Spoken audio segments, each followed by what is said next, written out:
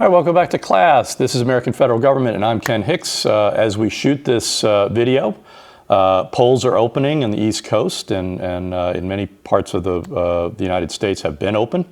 And we are engaged in a national election to decide who's going to be the President of the United States for the next 4 years. And so this is for political scientists, a very exciting time. It's a point of pride that Americans take to the polls and make these kinds of decisions. Your vote is your voice, and I hope people who are eligible to vote will do so in this election, those of you who are watching. So today our topic, appropriately enough, is the presidency. Presidents are responsible for executing the law, and we're going to talk a lot about sort of the complications around that and the challenges that presidents face. One thing that's very important to keep in mind when you think about the President of the United States or any kind of chief executive officer is that, especially in American politics since World War II, presidents have to be seen controlling and in control of events.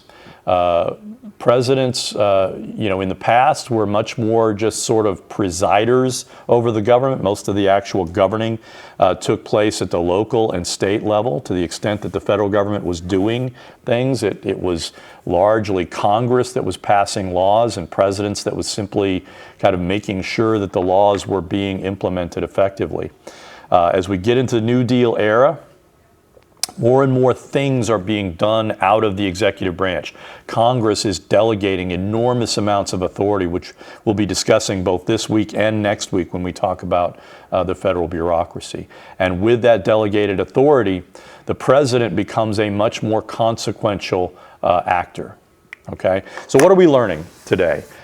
First, we're going to learn about the kind of the origin point of presidential authority that is rooted in the Constitution, specifically in Article 2. There are a couple of things that relate to Article 1 as well. And then secondly, we're going to look at the institutional powers that presidents have claimed over time. One important thing is, once one president appropriates an authority and once that is accepted, it's rarely surrendered by succeeding presidents. That is sort of the nature of executive power, that presidents want to leave the office as powerful as they found it. And so that can lead to some paradoxical things that we may kind of raise over the course of these two presentations. So, presidential power, presidential authority is rooted in the Constitution. And there are a number of powers that relate to the enumerated powers of Article 2. So first and foremost, we have to know that Article 2, like Article 1, says that the executive authority shall be vested in a President of the United States. At the Constitutional Convention, they talked about maybe doing some kind of council.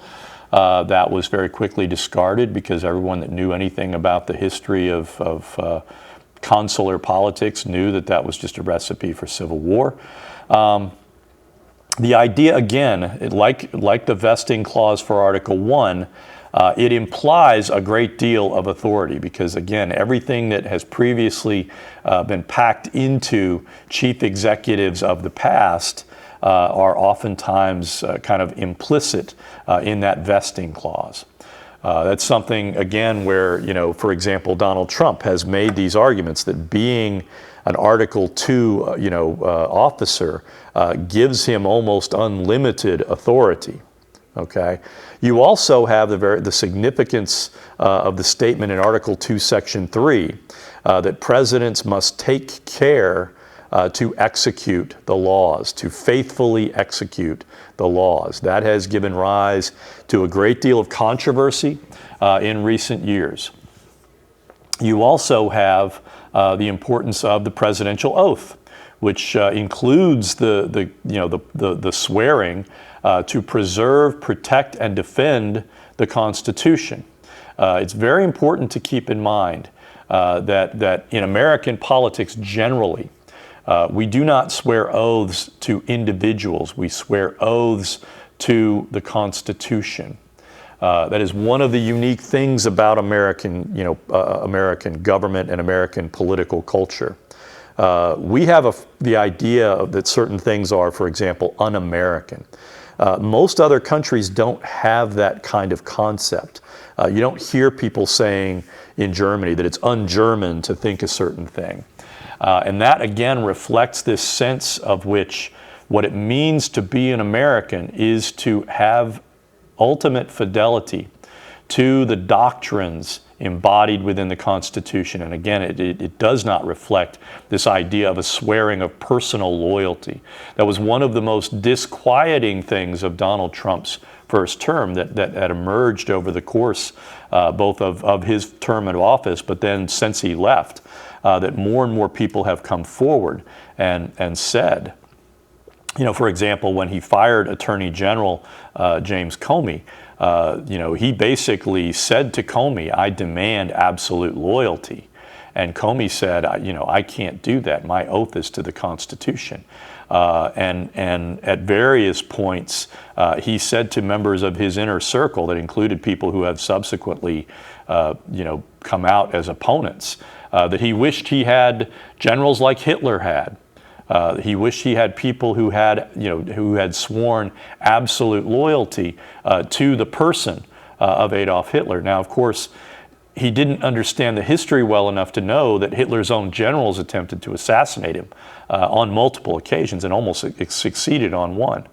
And so it's very important that when a president is inaugurated and when they raise their hand and place their hand on the Bible, that they are swearing an oath to protect the Constitution.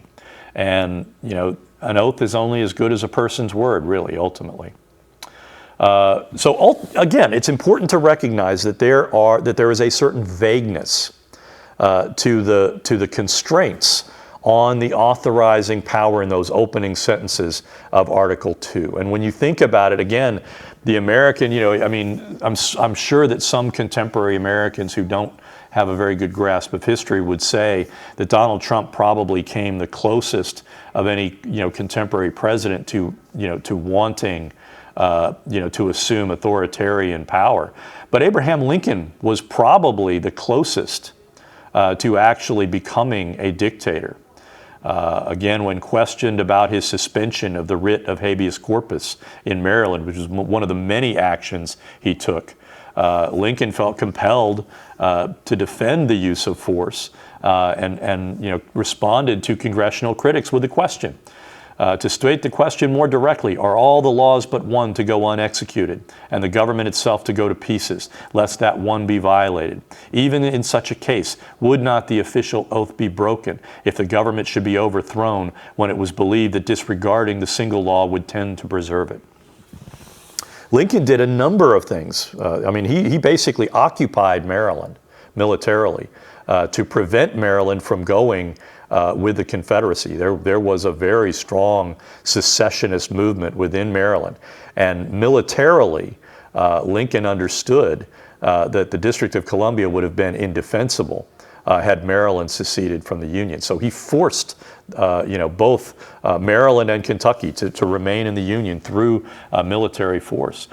He at various points called up additional troops, again, oftentimes without congressional authorization. And so, he did a number of things that, strictly speaking, were diktats that were probably not, strictly speaking, constitutional. But, again, he confronted probably the single most existential threat to the country, which was, again, the fear that we would become so divided, that we would become permanently divided, and that we would be weakened by that division. There are three forms of authority that are expressed in the Constitution. And expressed powers refer to those powers that are specifically enumerated in Article 2. It's the same as Article 1, right? In Article 1, they list the authorities that Congress has. And there are five broad categories of expressed power for the President of the United States. The first being military, the second being judicial, the third being diplomatic, the fourth being executive, and the fifth being legislative. So let's talk about the first of these express powers, and that is military authority.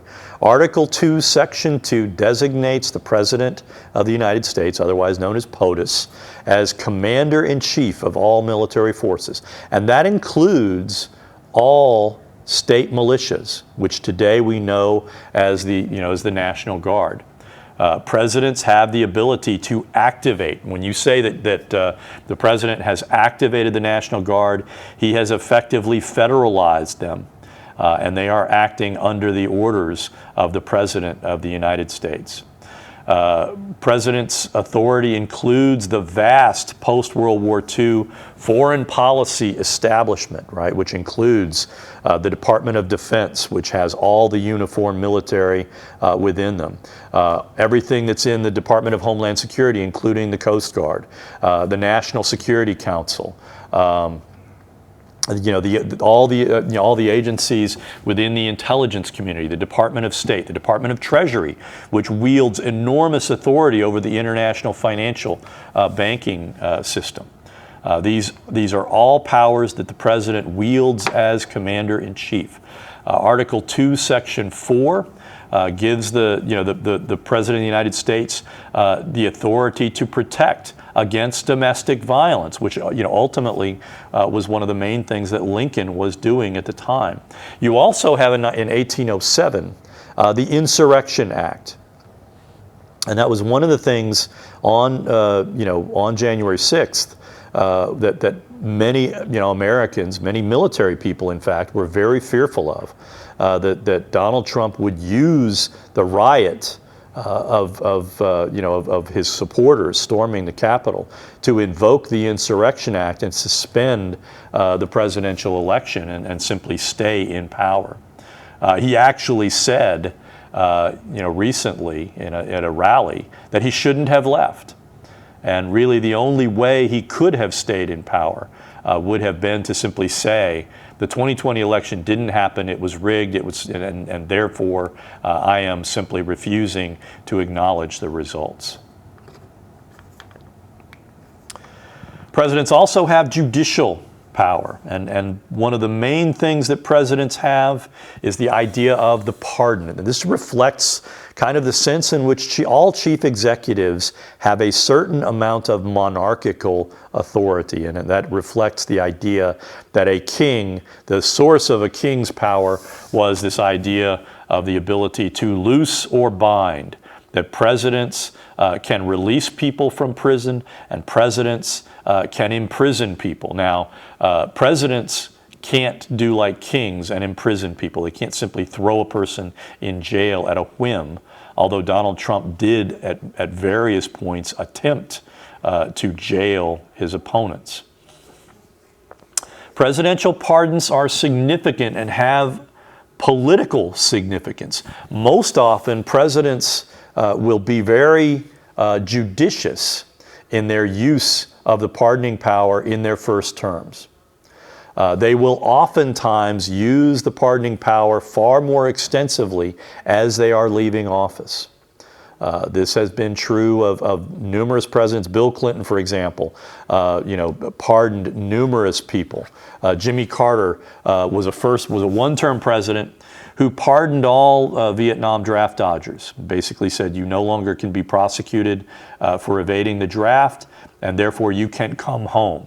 And again, his argument was that again, it was time. Enough time had passed, and it seemed like a good idea to unite the country. Ultimately, it was a controversial act. Probably the most controversial pardon was Gerald Ford's pardon of Richard Nixon for all crimes he may have committed while he was President of the United States. It was a blanket pardon. And it's important to keep in mind that Richard Nixon had committed numerous legal felonies during his time as president. And there was undoubtedly, the minute he resigned or had been impeached, he was going to be pursued. So again, Ford made the argument that it was time to bind the nation's wounds, and that we should not witness the spectacle of a former president of the United States being prosecuted and jailed for criminal actions. It's also important to keep in mind that Ford's pardon served a partisan purpose, which was to kind of remove the stain from the Republican Party. They had lost 74 seats over the course of the 1974 midterm elections. And so, they were very concerned about the ongoing consequences of witnessing the head, the previous head of the political party being prosecuted for what were in many instances spectacular acts of corruption. Presidents will often use pardons to make a political statement. For example, Barack Obama suspended many, used pardoning power to basically pardon people who had been convicted of marijuana offenses, given the fact that many states were, lesser drug offenses. Because again, we were filling up our prisons, and it was creating a real overcrowding problem. Under Article 2, Section 2, presidents can also suspend sentences and grant reprieves for federal crimes. For example, I believe George W. Bush suspended the sentence of Louis Scooter Libby. He allowed the conviction in federal court to stand. But he nevertheless suspended that sentence, so he didn't have to spend time in jail. Again, Donald Trump probably was unique in the overt use of the pardoning power to protect former allies. He pardoned Michael Flynn. He pardoned Steve Bannon. He pardoned Arizona Sheriff Joe Arpaio for convictions, for violating the civil rights of Arizona prisoners. So again, he was sort of unique in that he just, he used the pardoning power in ways that were overtly partisan, that in ways that most previous presidents probably would never have considered. Another important power is the idea of diplomatic power. Article 2, Section 2 designates the President of the United States as the chief diplomat. Again, that means the President has the power, the ultimate diplomatic power of what is known as recognition. Okay? You also have the significance of the President's appointment power for key officials, for ambassadors, for the heads of for especially the head of the Department of State and their deputies. Those are very important authorities. Presidents also has the power to negotiate treaties with foreign nations. That power is constrained by the Senate's power to advise and consent. That power has oftentimes, the Senate's power, because it requires a 2/3 majority, has oftentimes been viewed as such an obstacle to a president negotiating a treaty that they have declined to attempt such a treaty making, and instead have relied on executive orders. In fact, Barack Obama, when he negotiated the nuclear deal with Iran, in 2016. The point of it was to try and get Iran to forego seeking to develop a nuclear weapon. And they basically succeeded in getting Iran to the table using unprecedented diplomatic tools. They absolutely isolated Iran because even China and Russia were joining in preventing Iran from evading the economic sanctions, and it was destroying their economy. And so the Iran nuclear deal would have slowed down Iran's pathway to getting a nuclear weapon. But Obama could not get that through the Senate because by the time he left office, Republicans controlled the Senate, and he was never going to get the number of Republicans necessary to actually ratify that treaty. So he executed it via, executive order, which of course Donald Trump rescinded the minute he came into office. So again, that is part of the challenge. Of course, one of the last real important treaties was NAFTA, of course, the North American Free Trade Agreement. You also had the Panama Canal Treaty, which was negotiated by Jimmy Carter. One way that presidents can kind of succeed in getting ratification, first and foremost, the president has to have a large majority of their own party in order to even contemplate negotiating a treaty. And secondly, they have to bring in senators, including, in fact, with the Panama Canal Treaty, Republican and Democratic senators, a bipartisan group were brought in to help with the negotiations. Those folks were able to go back to the Senate and make the case that this was a good deal for the United States. And so that's one important pathway when you think about, you have to negotiate a treaty and then get 2/3 of the Senate to agree to it. And of course, one of the most famous instances of the Senate rejecting a treaty was the rejection of the Treaty of Versailles of 1920, which ended World War I. Presidents also, again, have this power of recognition. One of the most consequential instances or illustrations of that power was in 1948, when shortly after Israel declared itself an independent state and a Jewish state, the administration of Harry Truman immediately recognized Israel and basically announced that Israel would be an ally of the United States, that the United States would come to Israel's aid. And we have done so consistently throughout the history of Israel. Presidents also enjoy an enumerated, and this is again kind of vague, which is the idea of executive power. Presidents are responsible for executing the laws. Okay, and that again, you have the significance of the idea of this take care clause. Presidents have to take care that the laws are faithfully executed. Presidents also, their appointment power reflects the essence of this executive authority.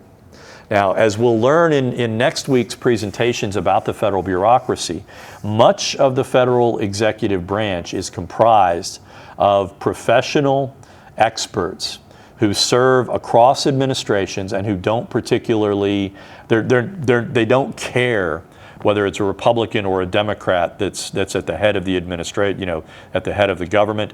Their job is simply to execute the will of the president that is coming down.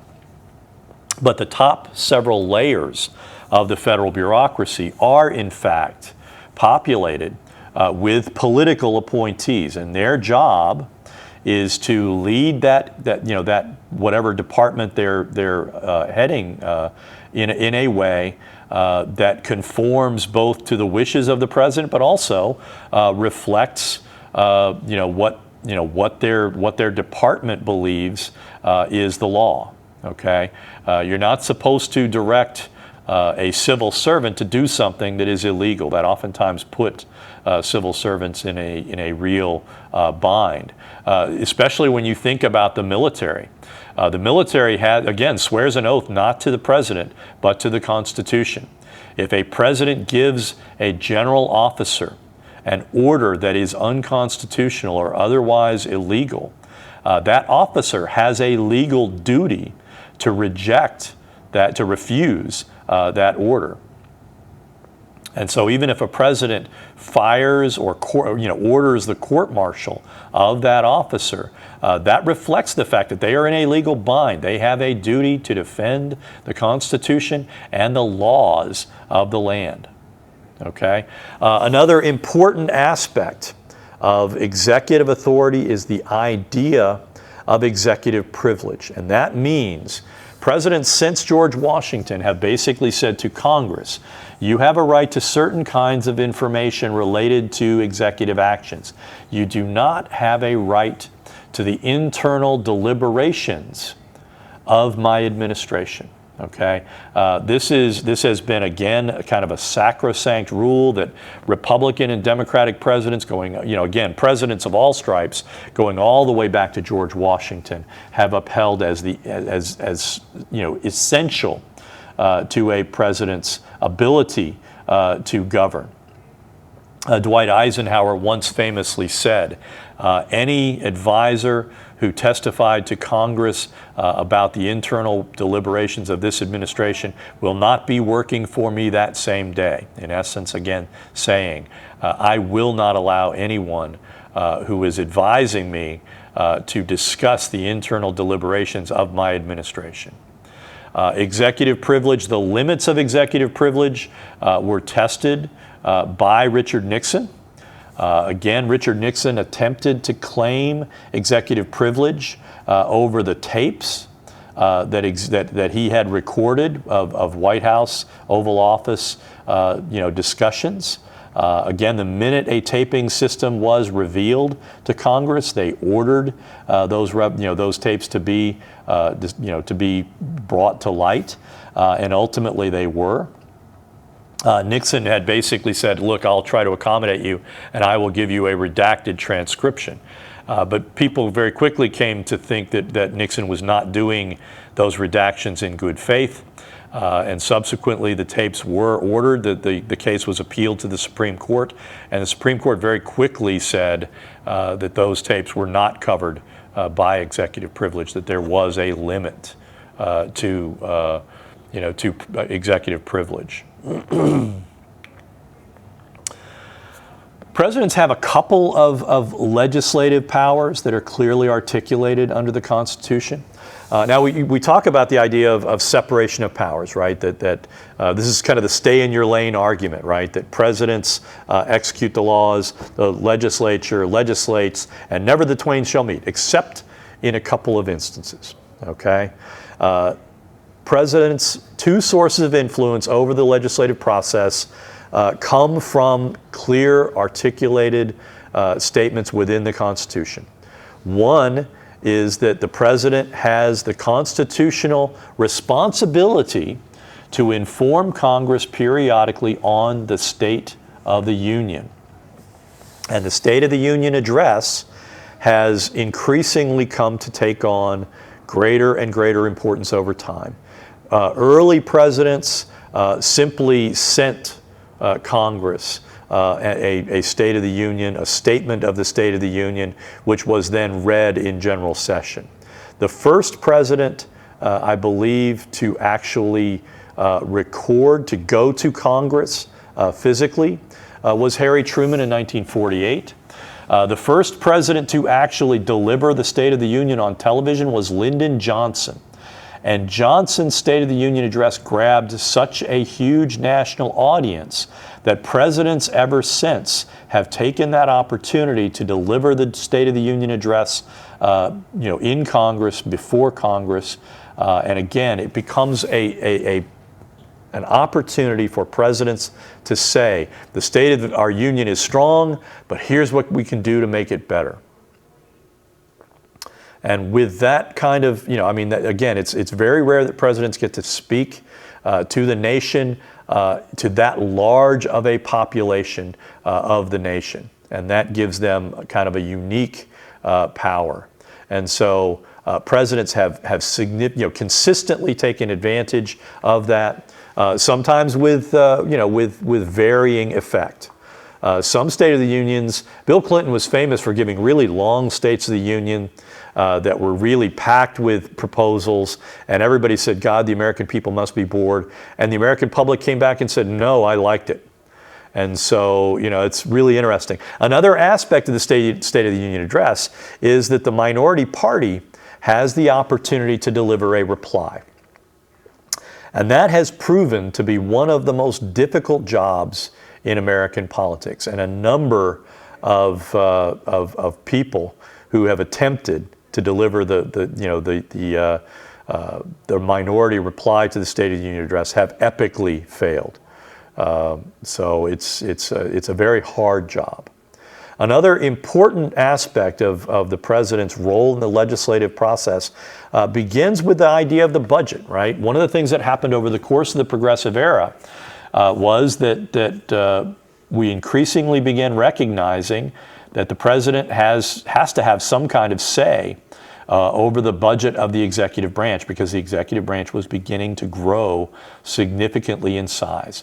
That led Congress to pass, and one of the real significant extensions, delegations of legislative authority, created the Budget and Accounting Act of 1929, which ultimately creates what is now known as the Office of Management and Budget. And that gives the president a very powerful role, an initiating role in the budgetary process. And again, typically budgets are proposed at a certain point of time, and they generally begin with the Office of Management and Budget presenting to Congress the executive branch's budgetary requests. Now, these are typically dead letters. Congress oftentimes will simply ignore them, but nevertheless, they are very consequential. They are a very consequential first step in the budgetary process. The second power is, again, we talked about this a little bit last week, and that is the veto. Article 1, Section 7 clearly articulates the idea that presidents have the ability to reject legislation. Okay? Again, historically, early presidents only vetoed legislation that they believed had some kind of fatal defect, or if they believed it was unconstitutional. Andrew Jackson was the first president to actually say, I'm vetoing this legislation because I don't like it, because I'm a Democrat and this is an anti-Democrat bill, and so I'm rejecting it. And so from that point forward, the partisan use of the veto began occurring more frequently. Vetoes are not all that common. They most often occur in instances of divided government. We talked a little bit about pocket vetoes. They can't be overridden because, again, it happens when Congress is out of session. A famous example of a pocket veto occurred when Union forces during the Civil War had captured New Orleans. And Congress very quickly passed legislation giving Congress the authority to govern that conquered territory. Abraham Lincoln believed that law was unconstitutional, and that as commander-in-chief, he had the power. He should have the power to occupy enemy territory. But he also knew that if he vetoed the legislation, he might antagonize important Republican allies, and that could jeopardize his re-election bid. He was very concerned about winning re-election heading into the 1864 election. So he literally stuck it in his pocket because he couldn't do any. He was in a real bind. Fortunately for him, Congress very quickly, oftentimes went out of session because many members of Congress were farmers. Many were business people. They periodically had to adjourn and recess and go back to their respective states because it took a lot longer to travel back then. And so they actually recessed before the date had passed. And Abraham Lincoln announced the pocket veto and which compelled Congress, when they returned, to restart the process. Abraham Lincoln was able to do a full court press and prevent congressional allies from getting that legislation passed through again. So that shows you kind of an illustration of the utility of a pocket veto. So the use of the veto varies according to the situation that each president confronts.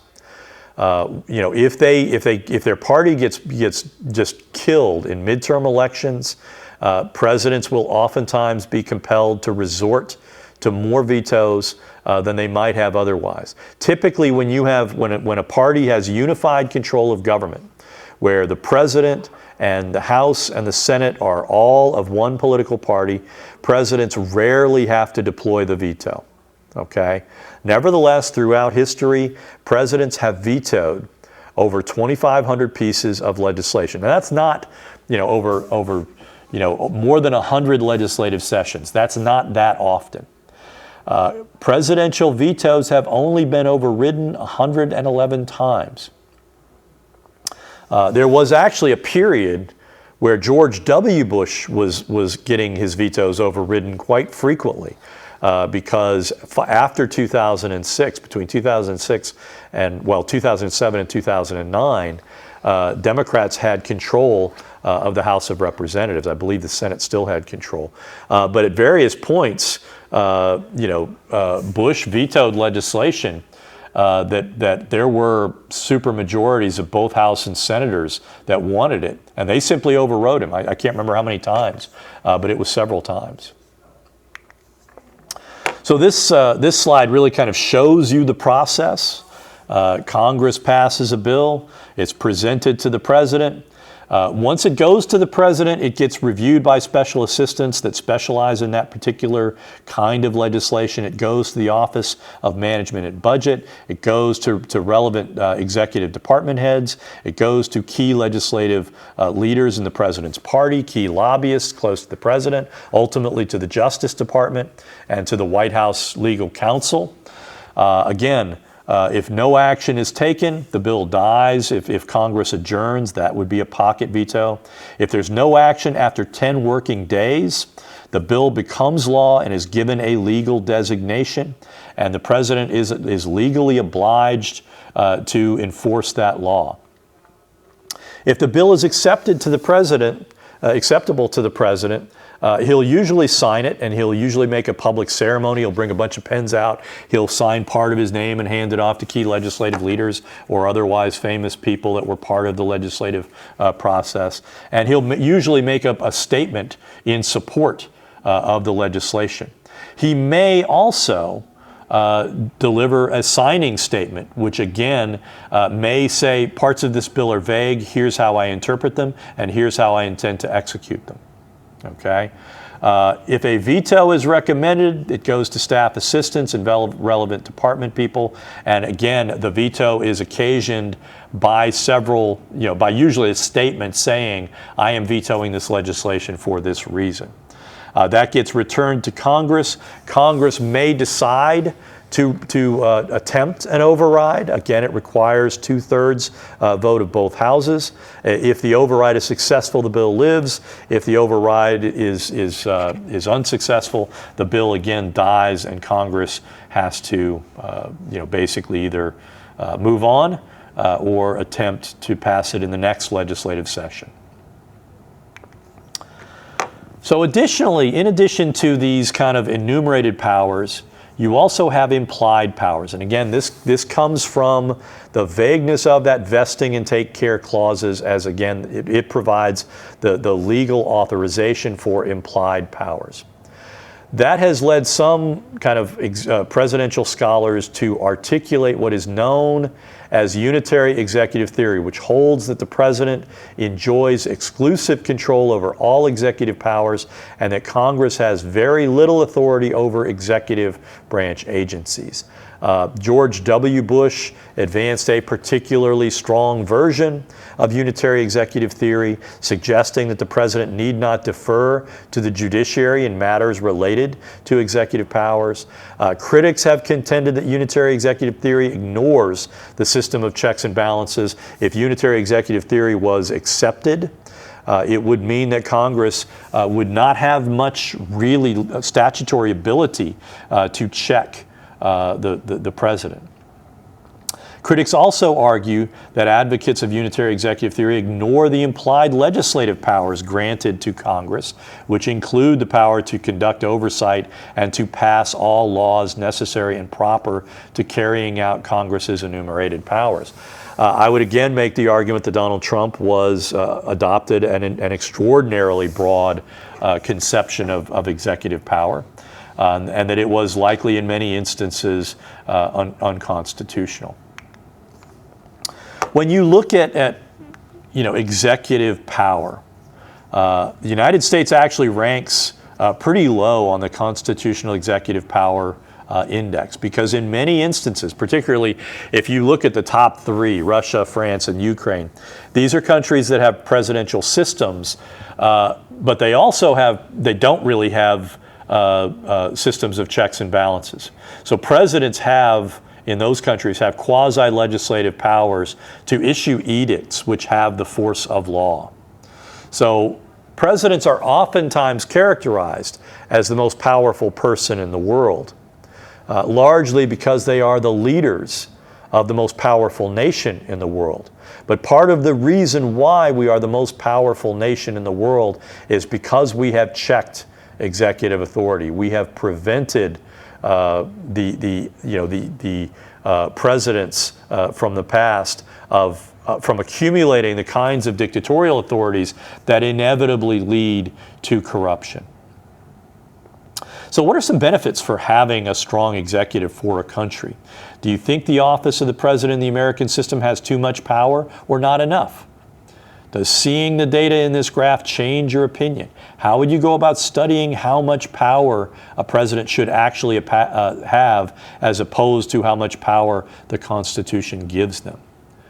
What would be a good argument for giving a chief executive the ability to dissolve the legislature or to declare a state of emergency? How do you put checks on those kinds of executive actions while still granting them authority to act in certain kinds of emergencies? These are the kinds of questions that if you ever go on and study get a political science degree, you would learn that if you took a class in the presidency. There are also delegated powers, and these, again, Congress has delegated a great deal of the president's authority via its legislative power. They've delegated to the executive branch a great deal of authority. And again, the greater the need for government, the greater the need for delegated authorities.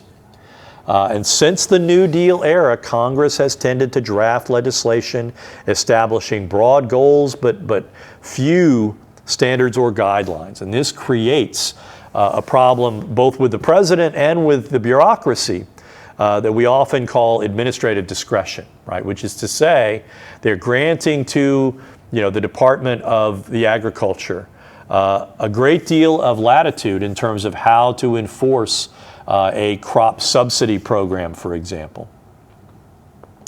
That gives rise to what is known as the principal agent problem, which we will deal with more next week when we get to our presentations on the federal bureaucracy. For now, it's a basic problem, right? The principal would be the Congress, right, when they're delegating that authority. The agent would be an executive branch agency. And the problem arises when the executive branch agency doesn't necessarily do exactly what Congress wants, okay? That is oftentimes viewed as a significant problem. And again, it is an inherent problem, and it's a problem related to trust, right? You have to trust executive branch agencies to exercise good faith in implementing the laws. And if you don't have trust, then governing becomes a much more complicated issue, and you have to basically populate the bureaucracy with people you trust to execute certain policies.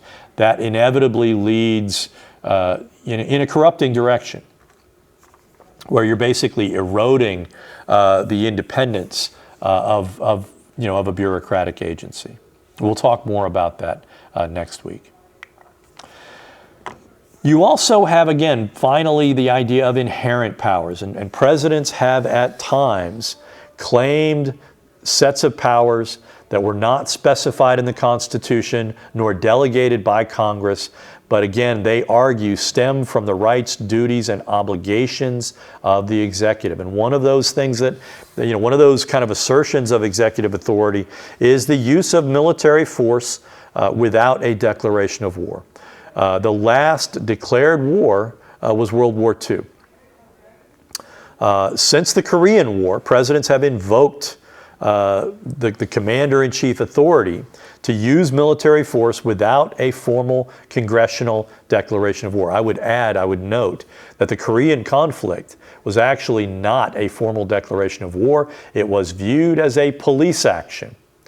A police action that led to over 30,000 American troops killed in combat. That's a heck of a police action. Okay. George W. Bush likewise made extraordinary use of inherent powers in waging the war on terrorism. He basically used Guantanamo Bay to basically hold enemy combatants without benefit of any kind of legal process. Likewise, Barack Obama, again from 2008 to 2016, did some things that a lot of constitutional scholars believed was, frankly, sketchy. He had a kill list. The intelligence community identified bad people, almost entirely in the Middle East, but oftentimes outside of the zone that Congress had designated as the zone of conflict for the authorization for military force that was given to George W. Bush in 2002. They found people that they thought were a threat to the United States. They had weaponized drones and the ability to kill these people, and they did it. And they did it through extrajudicial means. That was very concerning. Obama was challenged on this and ultimately attempted to add some additional kind of legal oversights where the White House legal counsel got a screening of these things. But nevertheless, he killed numerous enemy combatants, and he killed some U.S. citizens who had radicalized and gone to the Middle East and were fighting in Yemen. Another example is Trump's travel ban. Donald Trump, over the course of the 2016 presidential campaign, called on a ban of all Muslims traveling into the country.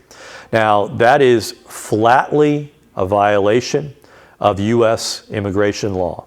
Okay? When he was elected president, one of his first actions was to issue an executive order banning travel from several Muslim countries. And he argued that it was based on the inherent authority to control immigration. A federal district judge issued an injunction basically holding that Trump's ban was a violation of the Immigration and Nationality Act of 1965 that basically got rid of many of the discriminatory aspects of American immigration law. Nevertheless, in Trump v. Hawaii in 2018, the Supreme Court held that presidents are entitled to deference in judging immigration-related threats. Now, several members of the court wrote dissents, basically arguing that the court was being obtuse in allowing Donald Trump to simply change and say that these are countries where there are extremists, just happen to be Muslim-dominated countries, as a way of saying that Trump wasn't really trying to single out countries. And again, that had significant effects for a number of Americans who were trying to get their families in, or who had gone to visit and now were suddenly finding their visas suspended. It really created some challenges for naturalized Americans who happened to be from those countries. There are congressional restraints on the invocation of inherent powers. The National Emergency Acts of 1976 authorizes presidents to make declarations of national emergency. But declarations of national emergencies have to have a sunset provision. That is basically saying that presidents can only claim that there is a national emergency for a period of time. Okay? And Congress can terminate a president's declared state of national emergency by joint resolution. Okay? Second thing we're talking about today is the idea of institutional powers. Presidents have a number of important sources of institutional authority that enhance their ability to do things, right? Staff equals capacity, right? The more people you have working for you, ideally, and then there are limits to this. There is the point of limit of diminishing returns. But up to a significant point, the more staff you have means the more things you can put people to work doing, right? So at the founding, George Washington, I think, had like 3 secretaries and a very tiny, I think at the time, actually, he had 4 cabinet ministers. He had the Department of War, the Department of State, the Department of Treasury, and the Department of Justice. That was, again, very small and reflected the fact that the federal government at that time was not really expected to do a whole lot, okay? Today, presidents have a vast array of departments, agencies, and commissions to help them execute the law. And as I say in this slide, staff equals capacity to act. This slide again shows you the institutional presidency. The White House staff, these are the folks that work and office within the White House. It includes the Chief of Staff, who is potentially a very important figure. Chiefs of staff have the ability to basically structure the presidency, to act as a gatekeeper. They're in a position to say who the president can see and who the president cannot see. Essential to that act, to that role of chiefs of staff as acting as a gatekeeper, is the president's willingness to allow the chief of staff to act as a gatekeeper. Donald Trump went through 4 chiefs of staff in his 1 term of office. Reince Priebus, what was his name? The guy that recently called him a fascist. John Kelly, Bolton, and then finally Mark Meadows. And by the end, Mark Meadows was simply letting Donald Trump do whatever he wanted. Okay, so ultimately Donald Trump had a very undisciplined presidency because he refused to give any chief of staff the ability to rein him in and the ability to force him to stay on task. Okay, so chiefs of staff are enormously important. They're also supposed to be honest brokers. They are supposed to be able to get in front of the president and speak truth to power. Okay. You also have, very importantly, the press secretary. Press secretary's job is to basically tell the White House press corps what the administration is doing on a day-to-day basis. That can be a very important job that will enable, a presidential administration to set out a disciplined line of the day that can control the news cycle, that can basically say, this basically sets the news for any given cycle. Again, Donald Trump went through a bunch of press secretaries because he wanted to be his own press secretary. And he quite frequently stepped on his own press secretary's lines that they were trying to get out for the day. They tried to push an infrastructure bill, or today is infrastructure day, and it never worked because Donald Trump would say something controversial, and whatever they were talking about in terms of infrastructure simply didn't resonate with the media. So you've also got the 15 cabinet members. You've got the executive office of the president that has a number of really important offices that, again, they're sort of a mid-level bureaucratic agency that help coordinate policy. And then you've got a bunch of independent agencies like the Central Intelligence Agency, the Environmental Protection Agency, the Federal Labor Relations Authority. These are all kind of independent, and their job is basically to represent those areas. When you look at the cabinet, the Department of Agriculture, the Department of Commerce, the Department of Education, the Department of Health and Human Services, the Department of Housing and Urban Development, the Department of Labor, the Department of Transportation, the Department of Veterans Affairs, many of those cabinet level departments, which are the largest departments, which we'll talk more about again next week. These are what we call constituency cabinets. They serve particularly constituencies that are considered very important within the framework of American government and especially electoral politics, right? The Department of Agriculture actually originated during the Civil War to better coordinate agricultural policy to make sure that the nation could at once feed the country while feeding two massive armies which were prosecuting the Civil War, and in addition to making sure that there was enough cattle, enough horses, enough everything else that was necessary to feed and to move an army. So again, the cabinet, these are the largest components of the executive branch. The 15 cabinet departments are headed by a secretary. And by that, that secretary means something much more important than an administrative assistant. Those secretaries and the deputy secretaries and the undersecretaries all require the Senate's advice and consent. Okay? Cabinet departments vary in size. The Department of Education has 3,000 or 4,000 people. The Department of Defense has 1 million or more, and that doesn't even include the uniformed military. So again, they vary in size. They oftentimes, again, vary in influence and importance. The Defense Department is an enormously consequential foreign policy actor. You also have what are known as independent executive agencies that are often formed for symbolic reasons, okay? So, for example, the National Aeronautics and Space Administration was created independently of the Defense Department, okay? Why?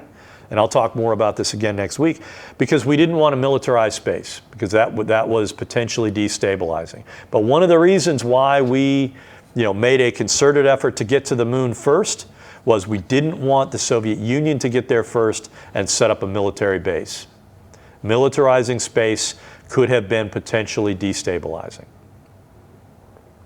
Another example of an independent executive agency is the Environmental Protection Agency. It was created by a Republican, Richard Nixon. Why did Richard Nixon create the Office of Environmental Protection and then ultimately encourage Congress to create the Environmental Protection Agency? Because Republicans were getting killed on environmental policy at that time. Okay? They were viewed as the party of polluters, and they were just getting crushed. And so they wanted to be seen doing a high-profile thing that would kind of cause people to think that they were environmentalists too. The White House staff, there are over 350 people that work within the White House's West Wing. Most have titles like advisor to the president, assistant to the president, or deputy assistant to the president. Most White House staffers are focused on policy analysis and message control.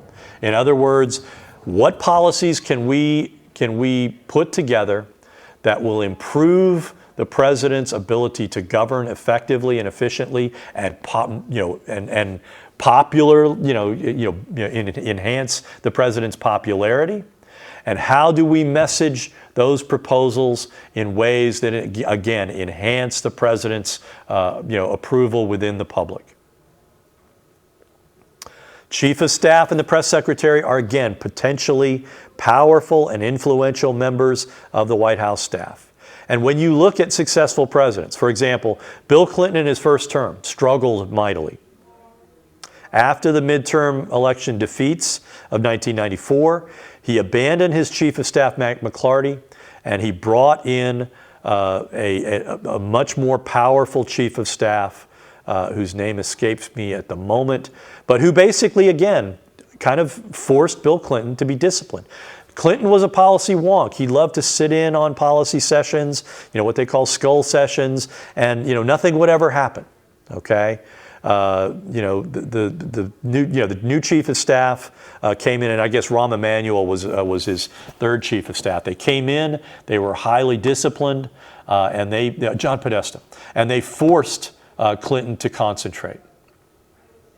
Barack Obama was a naturally disciplined president, but he, by being disciplined, he empowered his Chief of Staff to keep people out and to basically regulate access to the president. Okay? Barack Obama was willing to play a kind of a decider role, right? Where if people couldn't, if people under him couldn't figure out what to do, then he would meet with them and they would hash things out. Otherwise, he preferred to, basically adopt kind of a judicial role of, where I am the one that's making a decision between folks that are under conflict. Disciplined presidents want a strong chief of staff. The executive office of the president, nearly 4,000 people work for agencies in the executive office of the president in the Eisenhower building, which is right across the street. There are actually tunnels that lead from the Eisenhower building into the White House. The Office of Management and Budget is one of the most consequential. It gives presidents control over executive branch spending and the operations of executive branch agencies. The National Security Council helps the president manage national security related issues. There's actually a national security, a situation room that exists kind of several stories down underneath the White House where people, where the National Security Council meets in moments of crisis. And likewise, the Council of Economic Advisors is tasked with helping presidents manage the economy. This was an EOP office that was created during the Clinton administration, was designed to act as sort of the economic counterpart to the National Security Council. And again, the point of it is to have people who are experts on the economy and who are in a position to advise the president on the economy. Again, the problem with any kind of advisory council is that you have to have a president that is willing to listen. Okay? The vice president has only two constitutional duties: to preside over the Senate and to break tie votes, and to fill in for the president in the event that a president dies or somehow is forced to resign or is somehow incapacitated. 8 vice presidents have ultimately replaced the president either due to death or resignation. There were initial questions about the power of the vice president to succeed a president. That in fact there were questions about whether there should just not be another election, another special election. However, in 1841, the first instance where you had a sitting president die, that was William Henry Harrison, who was an elderly man who insisted on giving a 2-hour inauguration address, caught pneumonia and died months into his presidency. John Tyler resolved those issues by simply saying, "I'm the president."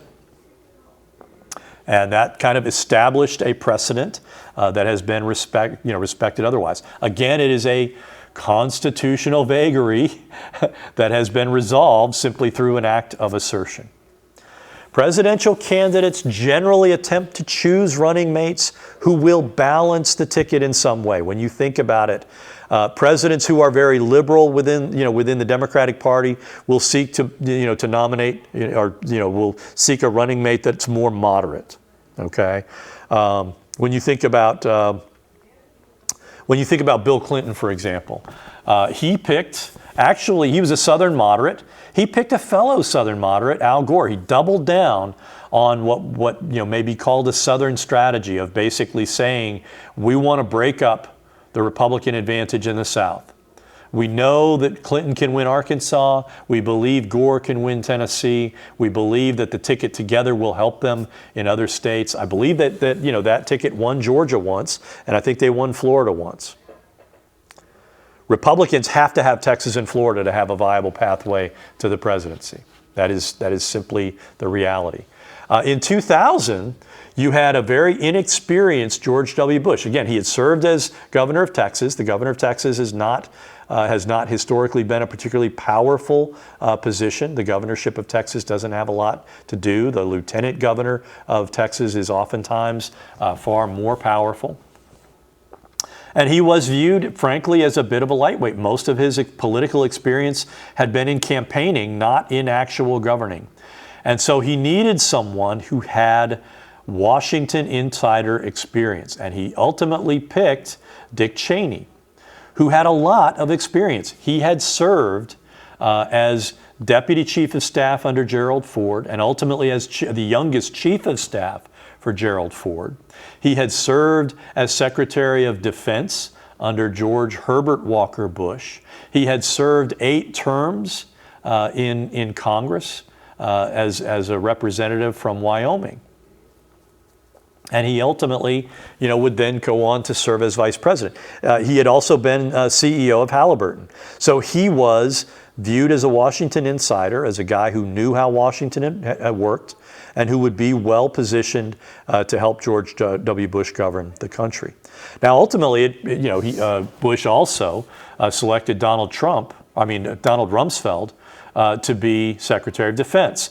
The fact that you had Cheney and Rumsfeld as Vice President and Secretary of Defense created a kind of imbalance institutionally that basically led to a Rumsfeld-Cheney cabal that largely dominated Bush's first term, and that led to some policy problems. So balance is important. Why did Kamala Harris, for example, select Tim Walz? Kamala Harris is from California. She's widely viewed as a liberal, right? Tim Walz is from the upper Midwest. He's widely viewed as, he actually served 8 terms in a very, kind of moderate to conservative southern district in Minnesota. So he was viewed, again, he's a white male. She is a woman of color. Balancing the ticket.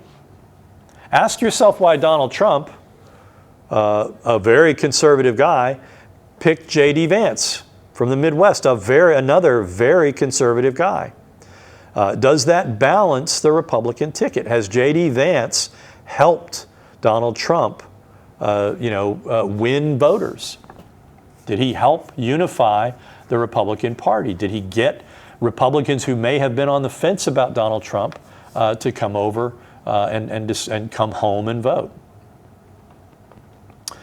The vice presidency is important in terms of, another important thing related to the vice presidency is that the 25th Amendment enables a sitting president to fill a vice presidential vacancy. That's really only happened once, and that was when Richard Nixon nominated Gerald Ford, who was the House Minority Leader at the time, to fill the post that was vacated by Spiro Agnew, his vice president, who had been forced to resign due to corruption issues. He had engaged in some racketeering-related issues while he was governor of Maryland. So that ultimately enabled Nixon to nominate Gerald Ford. Gerald Ford was subsequently approved by a majority of both houses of Congress. And again, the reason why Nixon picked Ford was that Nixon was widely viewed as a moderate. He was well liked across the aisle. Nobody in Congress really had a dislike for Gerald Ford. He had a genial edge to him. Another important aspect of presidential succession emerges in 1947 when Congress passed the Presidential Succession Act. Again, this happened because, again, there was fears of what might happen if there were a decapitating strike. If, for example, if the president and vice president were in Congress and some enemy were able to blow up the Capitol. So the idea is that even if the president and the vice president are killed or incapacitated, you would have continuity of government. And so you go from the president to the vice president to, I believe, the Speaker of the House, and then to the President pro tem of the Senate. And then it goes to the cabinet members by order of succession, all the way down to the last cabinet that was created, which is the Department of Homeland Security. Now, one kind of amusing thing that occurs as it relates to this is that whenever the president gives the State of the Union address, one of his cabinet secretaries is somewhere outside the Capitol, at a Denny's in Maryland somewhere. Okay, and so The whole premise of the show that Kiefer Sutherland did for a while, called Designated Survivor, was predicated on that kind of reality, that the Presidential Succession Act creates a line of succession in the event that the president and vice president are killed or somehow incapacitated. The president's party is likewise a very important source of influence. The presidents, again, their most powerful, the most significant aspect of their power is the power to persuade. And a very important aspect of that is their ability to command the loyalty of their party. So the president's party is the most effective way, the most effective tool of governance.